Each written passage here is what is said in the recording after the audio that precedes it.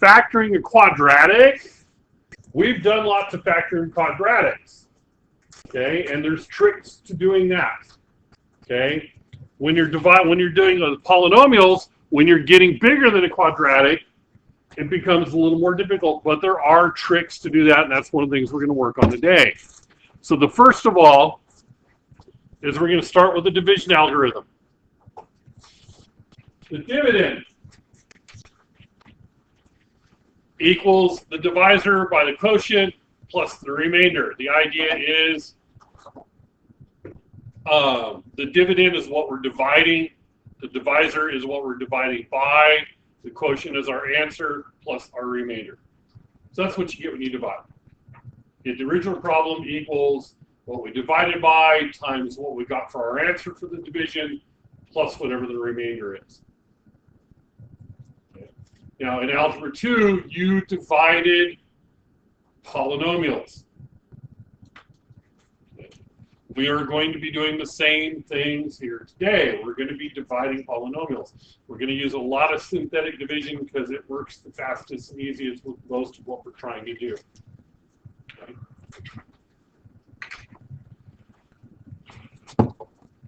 Now,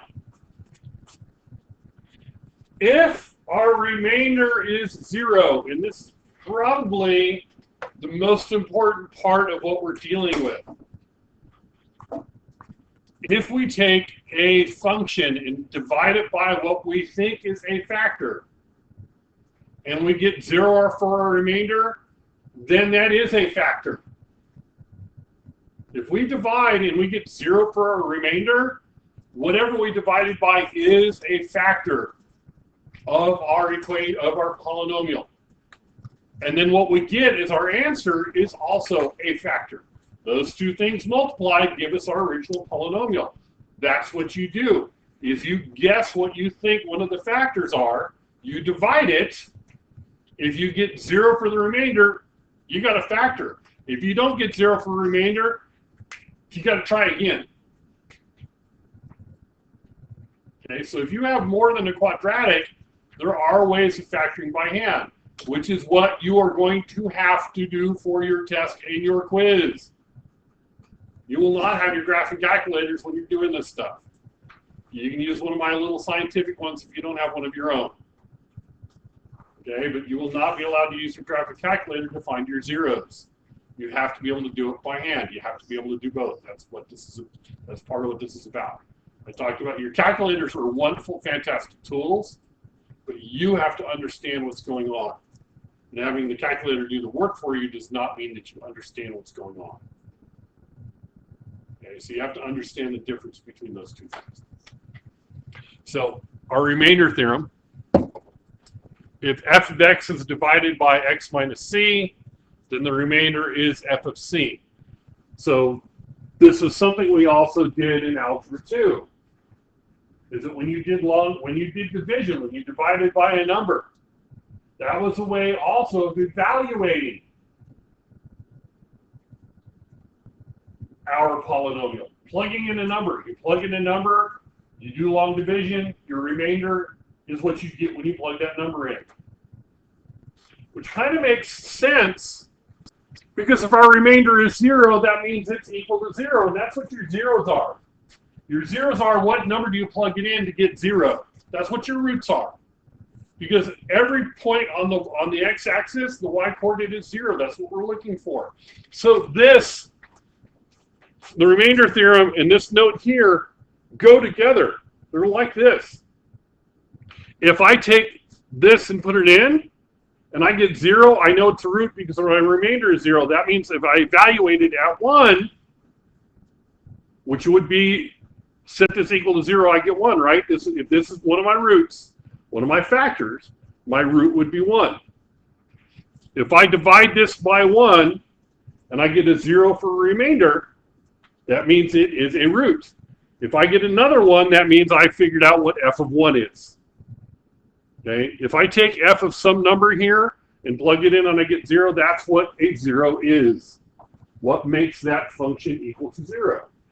So if my remainder is 0, then that number is a 0. If my remainder is something else, That's what I get when I did that. Okay, and we did do this. You did do this in Algebra 2 some. Okay. So, I want to use the remainder theorem. I want to find out, is this a root or not? So here's what you do.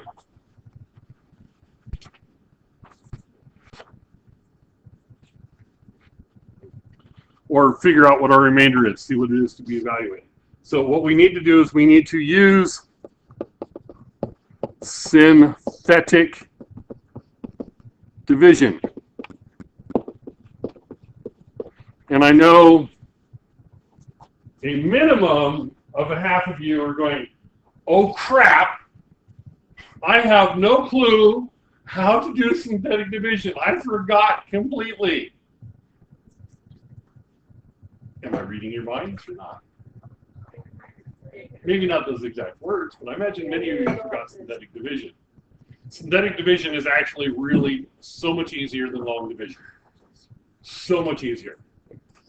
Now, you cannot use synthetic division if you have something x plus or minus a number. It has to be just x by itself. These two I can. If I had like 2x minus 1, I would have to do long division. That would really suck. You're welcome that you can use synthetic division on these. And here's what you do. I have x minus 1, so my synthetic division is by positive 1. Do the opposite. Okay. So I put down 1, and then I write the coefficients of my polynomial. If I'm missing an x between the front and the back, or the constant, I need to put a 0 as a place marker. So I have 2, -1, 2, -3. Draw my line, and I do my synthetic division. Okay. So my first term just comes down, and then I multiply, add, multiply, add, multiply, add, multiply, add until I'm done. 1 times 2 is 2. Add them together, I get 1. 1 times 1 is 1. Add them together, I get 3. 1 times 3 is 3. Add them together, I get 0. That last number is my remainder. Okay. So is x minus 1 a factor of that polynomial? Yeah. It is. Come out to 0 at the end, it's a factor of that polynomial. I like that. That's nice. It's easy. Okay. So, not that it's part of what we're doing. So this polynomial has x minus 1 and 2x squared plus x plus 3 are 2 of its factors. And then I would want to try to factor this one if I can. Factoring quadratics, we're not there yet. But I'm just saying this is what we're shooting towards. Okay. So I want to try the same thing on this one. Is x plus 2 a factor? So I do the same thing. -2 instead of plus 2. Same coefficients, 2, -1, 2, -3. And then I do my synthetic division. Bring down the 2, and then multiply, add, multiply, add, multiply, add. -2 times 2 is -4. Add to get -5. -2 times -5 is 10. Add them together to get 12. -2 times 12 is -24. Add them together, I get -27. Is x plus 2 a factor of that polynomial? No. However, I did just figure out what f of -2 is. It's f of -2 is -27. If I were to plug -2 into that polynomial, I get -27. I just evaluated that polynomial at -27. Is that an easy way to do it? Yes. Yes and no. Sometimes it is, sometimes it depends upon what it is that you're trying to evaluate it at. So for these, is the technical answer, like say for 1, just 2, 1, and 3, or do you have to set it up like that at the very bottom to say that that's the answer? Like which part? or the back with? Like, do you have to put in the X order? No, I don't put in the X's or anything. No, on the first one, I put the X's back in because I wanted to list it as the two factors. Second one, it's not a factor. So my answer, all I'm saying at this point is, hey, if I plug in -2, what do I get? I get -27. Because it didn't come out to be a 0, so it's not a factor, so I really don't care what I got left over. Does that mean that at the -2.7, that's the real answer? Yeah, that's my final answer. If it come out to 0, then I would say, because technically I have two things I can say on this one. I can say that x minus 1 is this. I can also say that f of 1 is 0, because when I did 1, I got 0 for my remainder. Because that's technically, these mean the same thing. If it's a root, that means I get 0 when I plug that root in. Okay? Are you going to want both of those answers? No. You're going to be told one or the other. You're either going to be told to evaluate or you're going to be told to find a factor. You're not going to be told to do both. I'm just explaining what my answers mean on this one at this point. Okay? So I do have both things that I can say about this. And I can over here I can say that x plus 2 is not a factor. So I have two conclusions I can get from this. I know what it is when I evaluate, and I know whether or not x minus whatever I'm dividing by is a solution or not. Okay. Any other questions before moving on? Okay, factor theorem.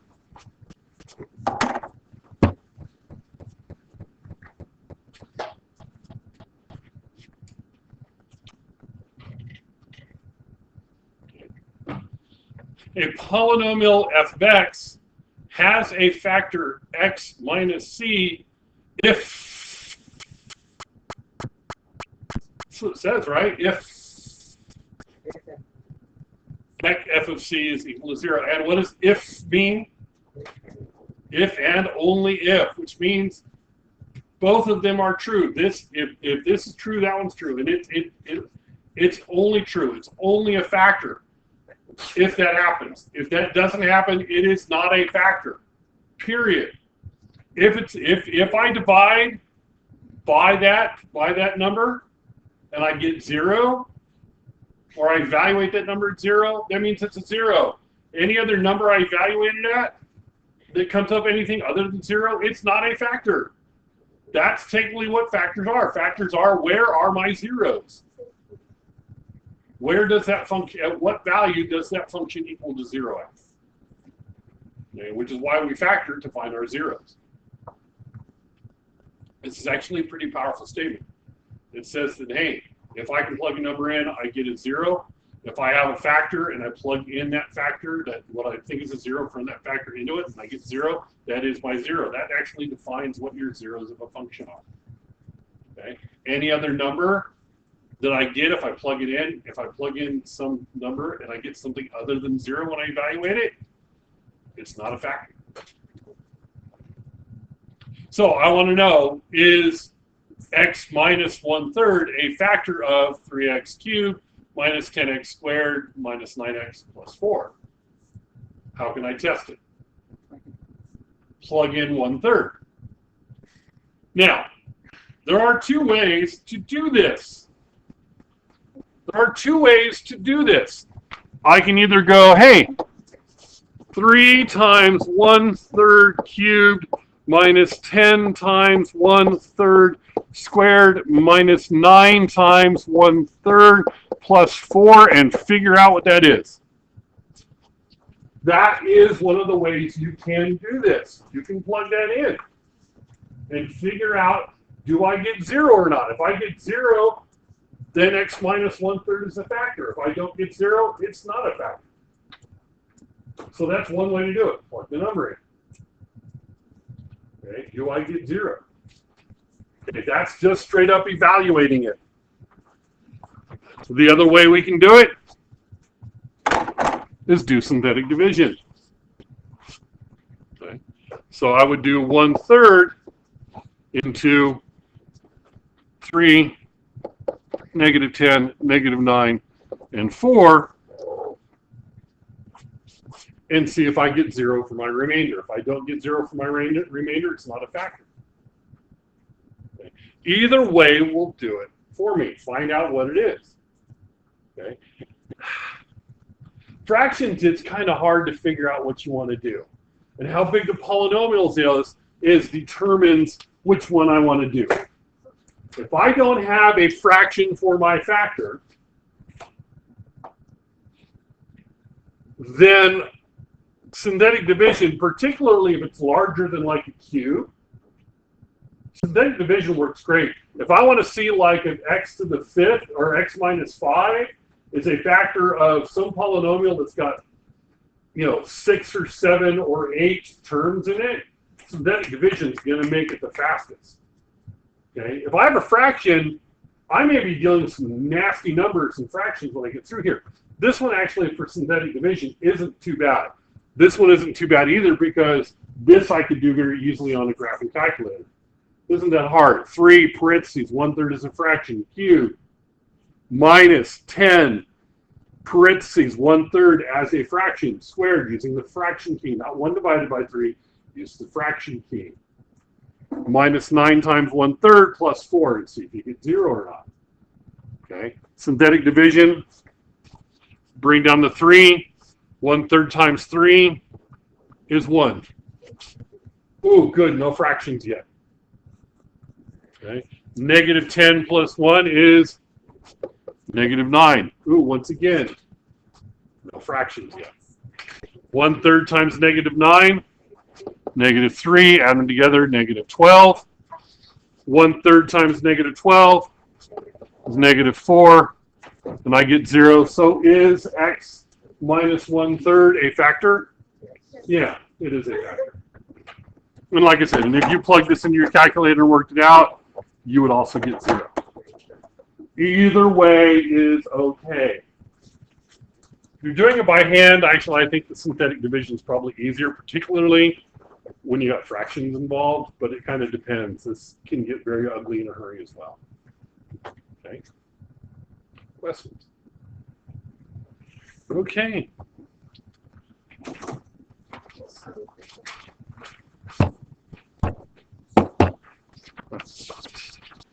Yeah. That's right. Number of zeros.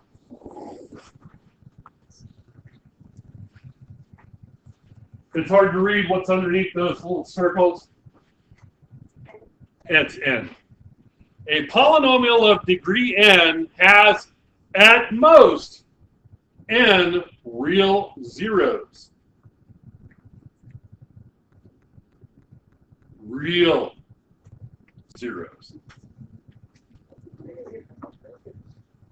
Has at most n real zeros. That is an important little word in what we're talking about today. So, for example, if I have on the example I have there 3a, it has degree 3. I have at most 3 real zeros. I am not going to have 5 factors of a cubic. I'm not going to have 5 numbers that give me 0 on a cubic. The most I'm going to have is 3. Is there a minimum I'm going to have on a cubic? Yeah. Yeah, I'm going to have at least 1. If it's odd, you have to have at least 1 real 0. Because if it's odd, it's going from below the x-axis to above the x-axis. Remember that John Travolta thing. It's got to cross the x-axis at some point to get from below to above if it's a polynomial. Because polynomials are continuous. They don't jump. So you will get a 0, at least 1 0 if it's odd. Now, if it's even, is it possible to not have any real zeros? Yeah, think about some of the quadratics and graphs you had that never cross the x-axis. Because they just come down in a loop and go back up again without ever coming down.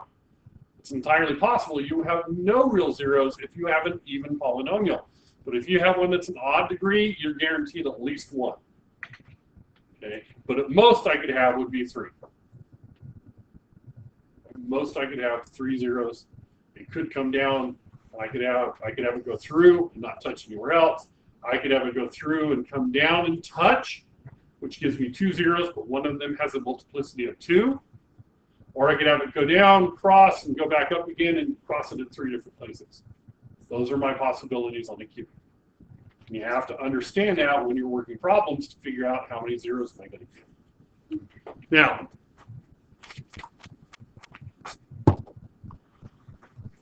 the rational zero theorem. If a polynomial has integer coefficients, then r divided by s is a possible zero, given that r is a factor of the constant at the end, and s is a factor of the leading coefficient. Basically what this says is if a polynomial has integer coefficients, so as long as I don't have fractions or decimals or radicals, like if one of my coefficients is √2, okay, as long as I have integer coefficients, my roots, or I should say my possible roots, are any factors of the constant at the end divided by any factors of the constant in the front. Any fraction or integer that I come up with that is a factor of the constant divided by a factor of the leading coefficient are possible roots, are my possible zeros. It is entirely possible that none of them are, but that's a place to start looking. That's what that says, which is nice. It tells me I have a chance of finding out my answers. I have this. It gives me a place. If I said factor that, find me the zeros, that would give you a place to start. And that's what that's about. That gives you a place to start. So my constant at the end is 4. What are my factors of 4? What?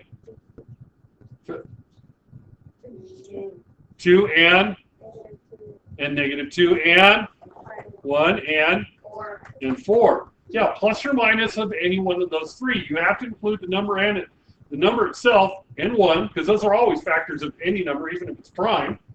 Because if it's prime, those are the only factors, which is nice. But then 4 is also divisible by 2. So my possible numbers for r are 4, 2, and 1, and plus or minus for all of them. And what are my factors of the leading coefficient? 1 and 2. Factors of s are plus or minus 1 and 2. So any fraction set up by taking these numbers, dividing it by these numbers, any number I get, those are possible roots. So I could have 4, 2, or 1, because if I take all those divided by 1, I get that. And I could have 2 from dividing the 4. I could also have 2 over 2, which is 1, which I've already got, or 1 divided by 2, which is 1/2. And I could have plus or minus any of those. So it would be plus or minus any one of those numbers. And now, I know you're looking at it and saying, well, it's plus 4. Why do I have plus or minus? Well, because I could have -4 and -1 be my 2 factors. I could have -2 and -2 be my 2 factors. So plus or minus any one of those would work. Same thing for the front. Always have to think about plus or minuses. So those are my possible roots. Are they guaranteed to be my roots? Guaranteed to be my zeros? No, but this is a starting point. Okay? And then if you go back to the previous one, it says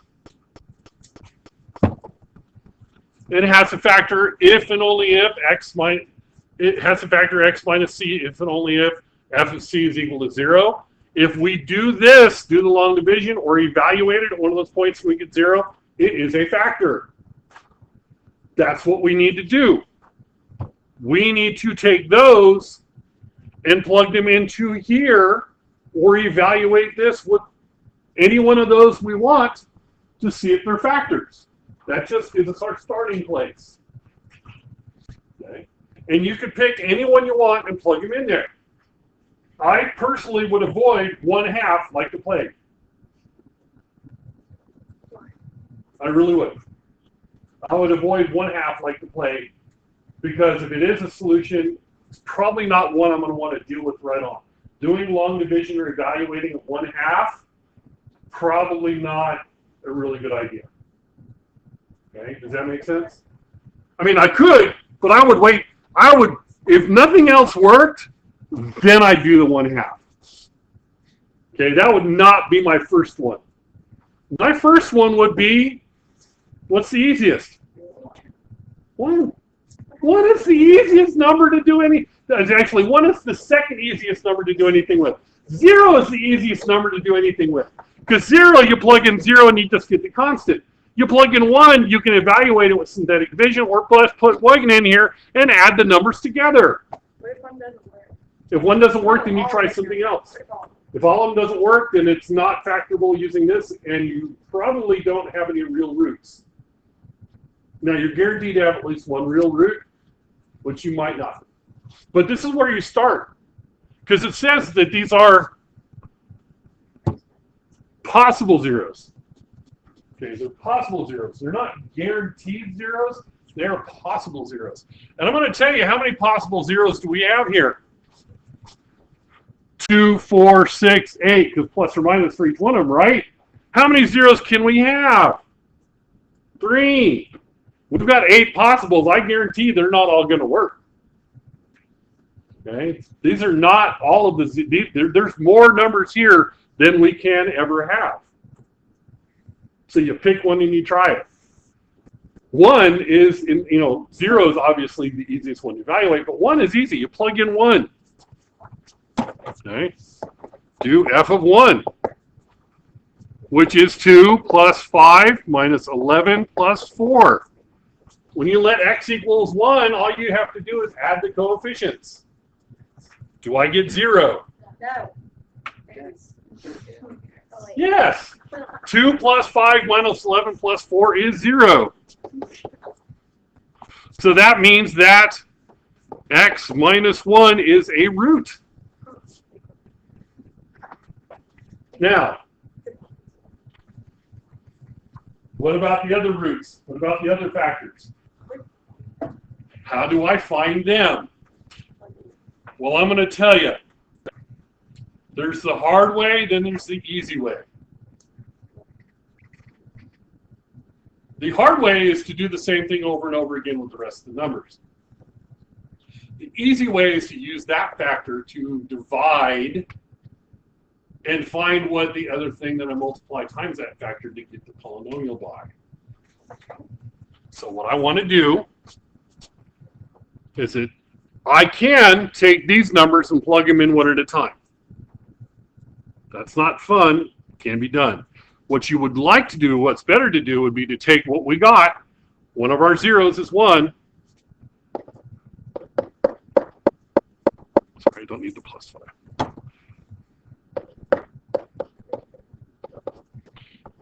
And do this, and we will get what times whatever our answer is here is our other factor. So bring down the 2. 1 times 2 is 2. Add them together, I get 7. 1 times 7 is 7. Add those together, I get negative 4. Multiply that. I get 0. Part of the reason I went ahead and carried it all the way through is to confirm my first thing I did. So my factors are x minus 1. And this gives me 2x squared plus 7x minus 11. Sorry, minus 4. Minus 4, my bad.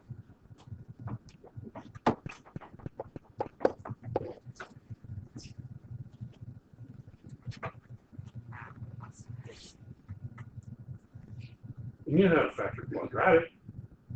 You don't have to go through all that crap for a quadratic. You want to factor a quadratic?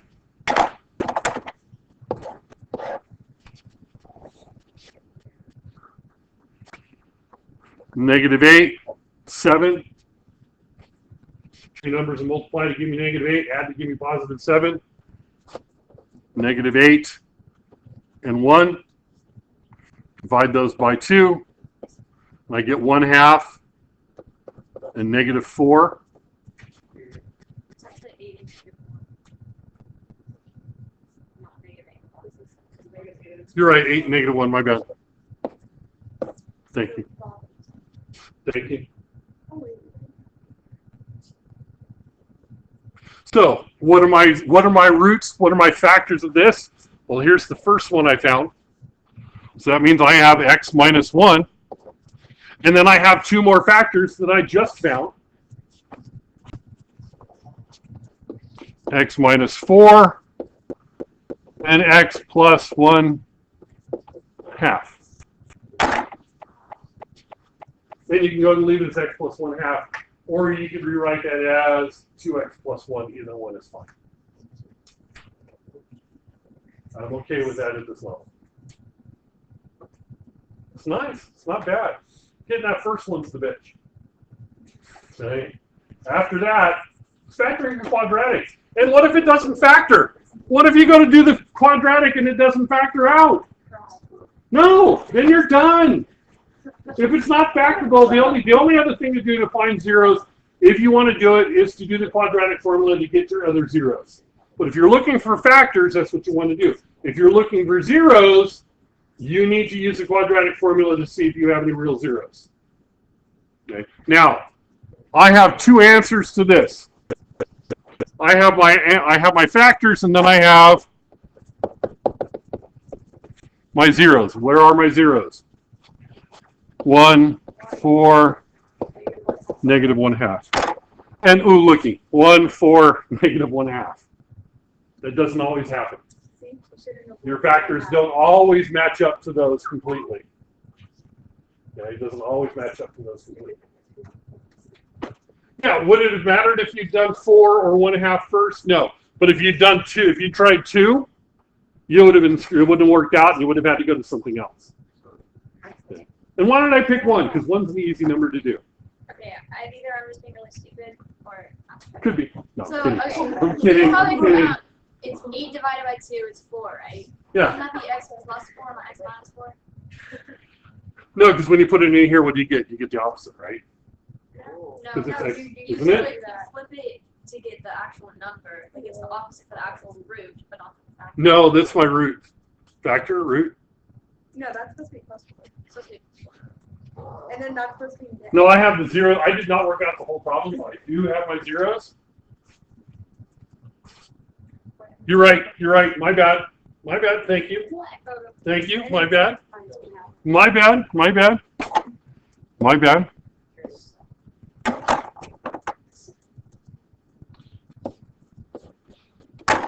And just so you know, everybody caught you fixing my mistake. Nice. So anybody that watches this video, which might be 1 or 2 people, maybe. I watch those in Sarge class. Questions so far? Okay.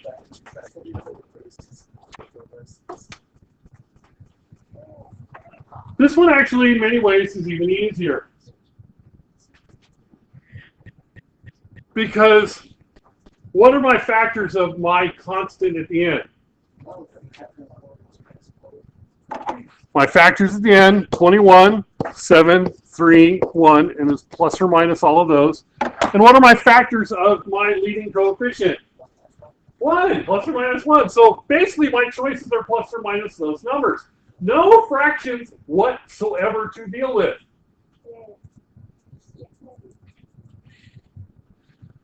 So our best bet, pick one and try them out.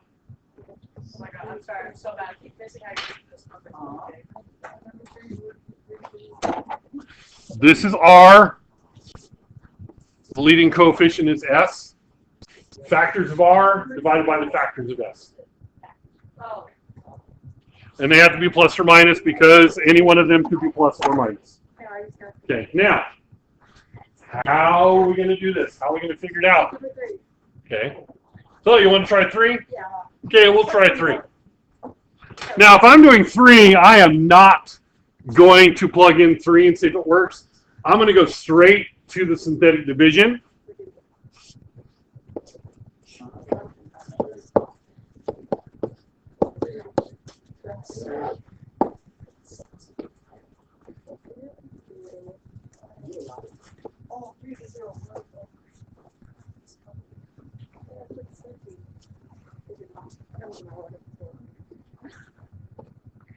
Sorry, that's positive what? Thank you. 3 times 7. I'm sorry, I'm having brain fart. So it goes in evenly. So my two factors I have now, I have x minus 3 and x squared plus 8x plus 7.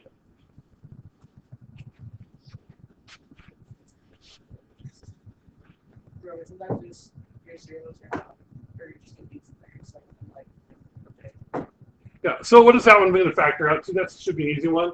Two numbers multiply to give me 7, then add to give me 8. 1 and 7.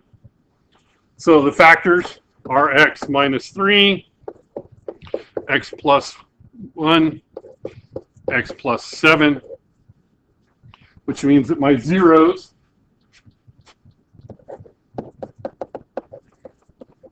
are 3, negative 1, negative 7.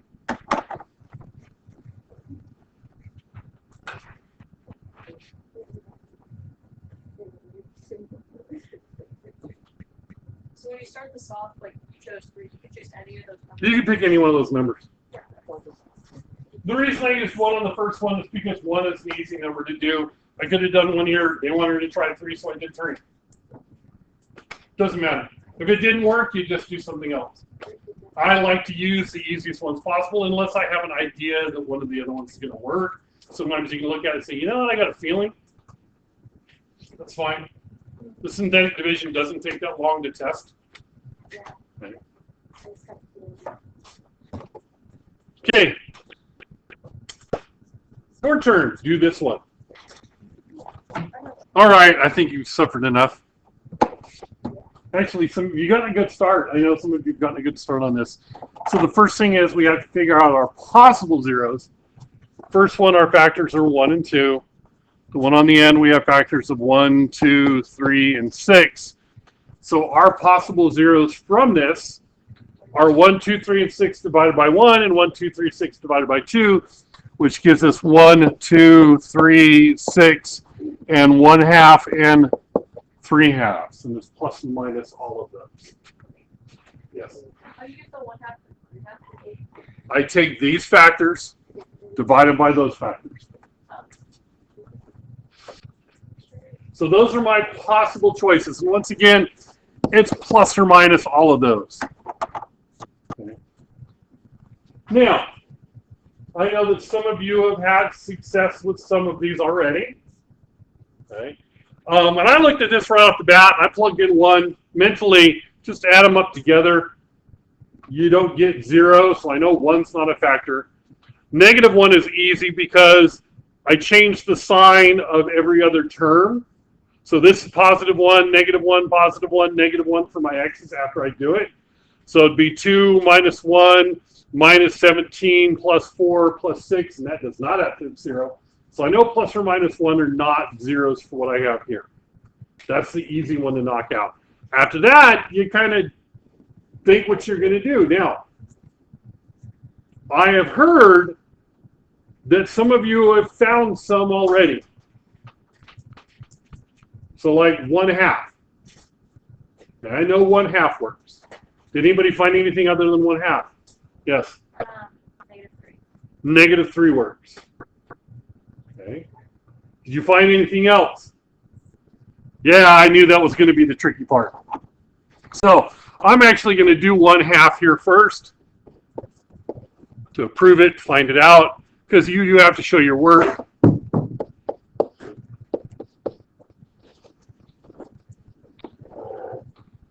So 2, that gives me 1. Add them together, I get 2. Gives me 1. Gives me negative 16, which is negative 8. Add them together, I get negative 12, which gives me negative 6, which gives me 0. So I do have 1/2 as a factor. So I get 1/2 as a root. Okay, so there's one of them.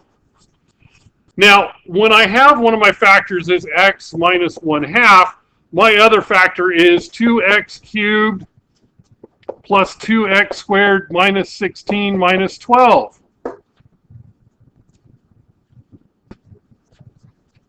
Those roots that I found here, or possible ones, may not work on this one. So what I would really want to do is try again and see what are my possibilities for this one here, and see if any of them match. Okay. Now, if they're not a root in the first one, so I know plus or minus 1, if it doesn't work in the first one, it's not going to work in any of the other factors that follow. It's not a factor of the big polynomial. It's not a factor of any of the quotients or any of the parts of the rest of it, because it would show up somewhere. So I know plus and minus 1 aren't going to work. From this one, I would have 1, 2, 3, 4, 6, and 12, and all of those divided by 2. So what numbers up here would match? The 2, 3, and the 6 would match with other big possibilities. Now, I know some of you have already done this and found that 3 or negative 3 works in there, right? So do it again with negative 3, and I am running out of room here. So I have negative 3, and then that would be 2, 2, negative 16, negative 12, and we're going to do this. Ooh, oh, crap. Let's see. I think I stopped recording on me. Yep, I did. Oh, well. So, but this is what I want to do. And then I do this. Bear with me for a minute.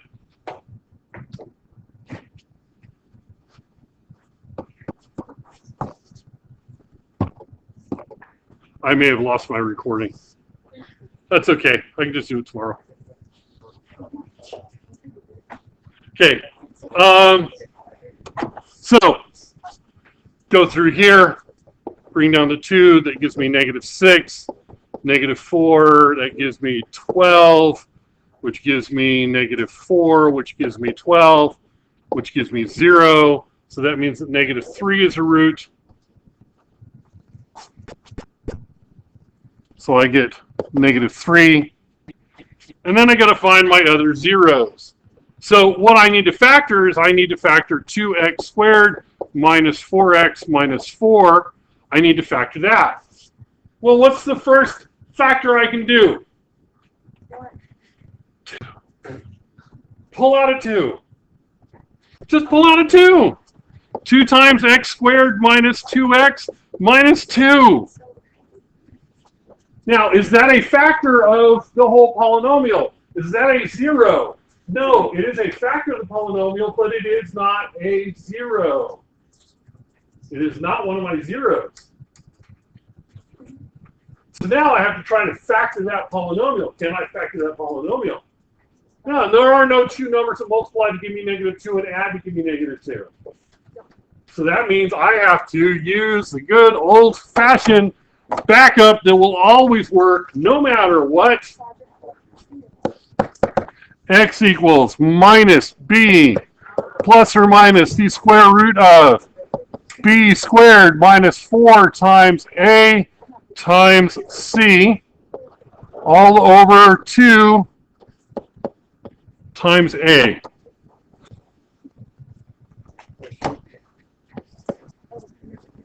Come on, really? That's not that hard, people.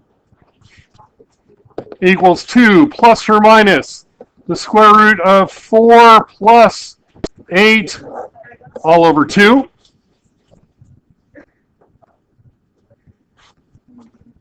equals 2 plus or minus the square root of 12 over 2 equals 2 plus or minus 2 root 3 over 2.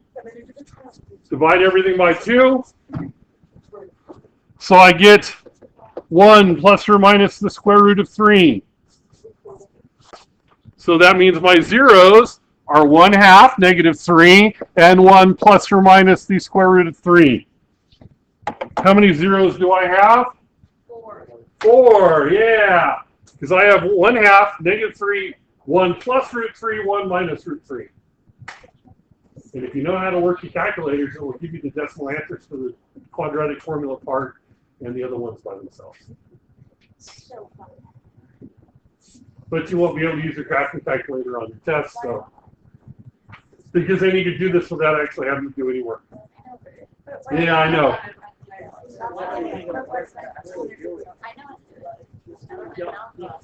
Okay.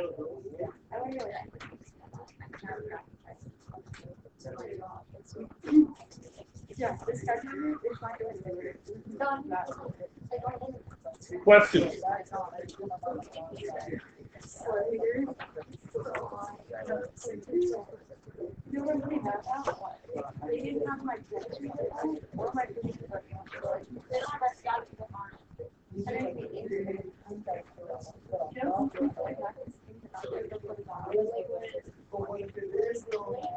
On the what? Slant? Which makes mistakes like one.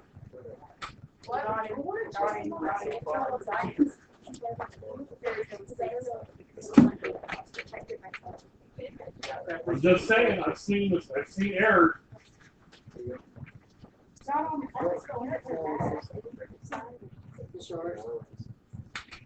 Probably can guarantee that it's wrong in one subject matter, or has mistakes in one subject matter, it probably has the numbers as well.